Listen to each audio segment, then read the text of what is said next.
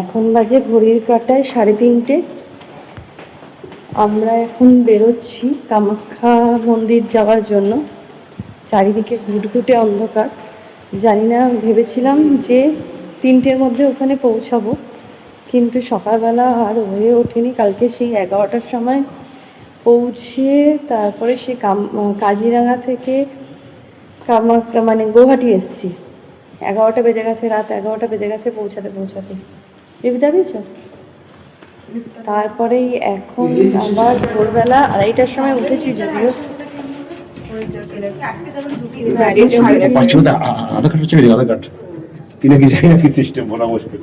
আমি যাই না। কোনো ডকুমেন্টস আধার কার্ড ডকুমেন্টস আছে না? ডকুমেন্টস তো দূরে, তো ওদের নেই।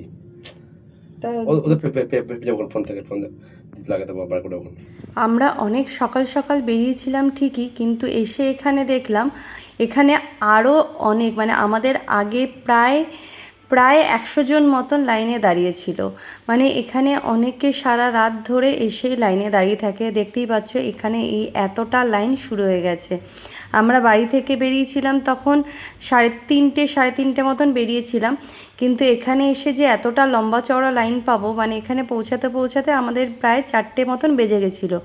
কিন্তু এখানে এসে 4টের সময় যা দেখলাম, এখানে অনেকেই সারা রাত ধরে লাইনে দাঁড়িয়ে থাকে মা কামাখ্যা দেবীকে দর্শন করার জন্য। অনেক দিন ধরেই ইচ্ছা ছিল কামাখ্যা দেবীর মন্দির দর্শন করব, কামাখ্যা দেবীর মন্দির দর্শন করব, কিন্তু হয়ে উঠছিল না। ঠাকুর না চাইলে কিছুই হয় না। যতদিন না ঠাকুর চাইবে যে তাদের সাথে দেখা করার জন্য, তারা যতদিন আমাদেরকে না দেখা দেবে, ততদিন আমরা হাজার চেষ্টা করলেও হয়তো দেখা করতে পারবো না, আর পুজো দিতেও পারবো না। আমরা দাঁড়িয়েছিলাম, দেখতে পাচ্ছ, জেনারেল লাইনে প্রায় আমাদেরকে লাইন দিতে হয়েছিল 6 থেকে 7 ঘন্টা। আর ভিআইপিও একটা লাইন আছে ওই দিকটাতে, মানে আমাদের ঠিক উল্টো দিকে একটা ভিআইপি লাইন পড়ে। সেই ভিআইপি লাইনেও তোমাদেরকে লাইন দিয়েই ঢুকতে হবে। সেখানেও লাইন দিতে গেলে তোমাদেরকে 3-4 ঘন্টা ওখানেও লাইনে দাঁড়াতে হবে। আর আমরা যেহেতু জেনারেল লাইনে দাঁড়িয়েছিলাম, আমাদের লাইনে দাঁড়াতে হয়েছিল প্রায় 6 থেকে 7 ঘন্টা। দুই দিকে অনেক দোকানপাট রয়েছে। দেখতে দেখতে ভোরের আলো ফুটে গেছে, মানে ভোর হয়ে গেছে। এখান থেকেই আমরা পুজোর জন্য ডালা সব নিয়ে নিচ্ছিলাম, যা যা পুজোয় দেবো টুকটাক, তো সেগুলোই পুজোর জন্য নিয়ে নিয়েছি। আর ভেতরে কখন যেতে পারবো দেখি। ভোরের আলো তো ফুটে গেছে, আর এখানে যখন ডালা নেব, এখানেই জুতো রাখার ব্যবস্থা এখানেই রয়েছে। তো চলো দেখা যাক। ডালা তো সব নেওয়া হয়ে গেছে, পুজোর সমস্ত সামগ্রী নেওয়া হয়ে গেছে, আর যদি কিছু লাগে তো নিয়ে নেওয়া যাবে।